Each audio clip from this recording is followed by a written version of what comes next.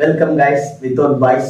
அவனுங்க வந்து படத்தை தேட்டரில் பார்க்கல, அதனால் நான் மட்டும் இன்னைக்கு தேட்டரில் பார்த்துட்டு வந்தேன். இப்போ நம்ம இந்த வீடியோவில் வந்து படத்தை பற்றி பார்க்க போகிறோம்னா, சூக்ஷம தர்ஷினி அப்படின்னு வந்து நஸ்ரியாவோட படம் வந்து எம்டின்னு ஒரு டைரக்டர் டைரக்ட் பண்ணியிருக்காரு. மலையாளத்தில் இந்த படம் ரிலீஸ் ஆகிருக்கு, தேட்டரில் மட்டும்தான் ரிலீஸ் ஆகிருக்கு.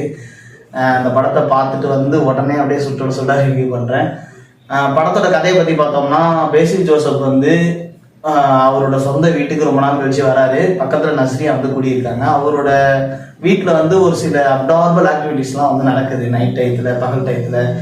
அதை வந்து நஸ்ரியா வந்து நோட்டம் விட்டுட்டே இருக்காங்க. ஸோ அந்த ஆக்டிவிட்டி என்ன நடந்தது அப்படின்றத வந்து நஸ்ரியா வந்து கண்டுபிடிச்சாங்களா இல்லையா, அப்படி என்ன ஆக்டிவிட்டி நடந்தது நஸ்ரியா வந்து உள்ளே போய் நோண்டுற அளவுக்கு அப்படின்றது தான் இந்த படத்தோட ஒன்லைன்.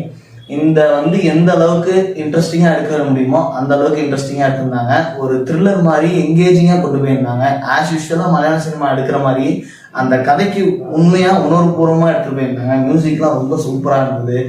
அதேமாரி நஸ்ரியாவோட ஆக்டிங்கும் பேசிக் ஜோசப்போட ஆக்டிங்கும் ரொம்ப சூப்பராக இருந்தது, ரொம்ப நேச்சுரலாக இருந்தது.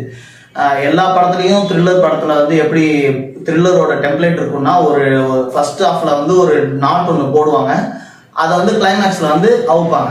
ஐ மீன் எப்படி சொல்லணும்னா, ஒரு கேள்வியை எழுப்பி அதை அப்படியே சால்வ் பண்ணுற மாதிரி. அதேமாரி தான் இந்த படமும் இன்டர்வலில் வந்தப்போ ஒரு கேள்வி எழுப்புறாங்க, அதை வந்து கிளைமேக்ஸில் சால்வ் பண்ணுறாங்க. ஸோ அந்த சால்வ் பண்ணுறப்போ அந்த சாட்டிஸ்ஃபேக்ஷன் இருந்தால் தான் அந்த கேள்விக்கு ஒர்த்தான ஒரு ஆன்சர் இருந்தால் தான் அது நம்ம அந்த படமே நமக்கு திருப்தியான படமாக இருக்கும். அந்த திருப்தி எனக்கு இந்த படம் பார்க்கக்குள்ளே இருந்தது. ஸோ அதனால் வந்துட்டு நீங்களும் உங்களுக்கு வாய்ப்பு கிடைச்சதுன்னா இந்த படத்தை தேட்டரில் ஒன் டைம் போய் பாருங்கள். எல்லா டிபார்ட்மெண்ட்டும் சூப்பராக பண்ணியிருந்தாங்க.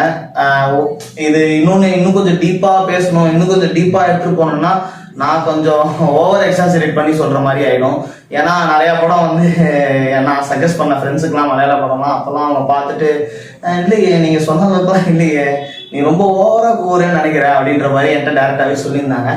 ஸோ அதனால் வந்து நான் இதை ரொம்ப லைட்டாக வச்சுக்கணுன்றதுக்காக சிம்பிளாக சொல்லி முடிக்கிறேன். கண்டிப்பாக பாருங்கள், பார்த்துட்டு உங்களுக்கு எப்படி இருந்ததுன்றத வந்து கமெண்ட் பண்ணுங்கள்.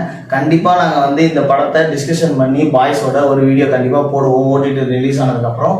ஸோ இந்த படத்தை தேட்டரில் போய் பாருங்கள். சென்னையில் இருந்தீங்கன்னா இல்லை பாண்டியில் இருந்தீங்கன்னா இல்லை ஓடிடி ரிலீஸ் பாருங்கள். உங்களுக்கு கண்டிப்பாக ஒரு நல்ல படம் பார்த்த ஒரு திருப்தி இருக்கும். That's all guys, bye.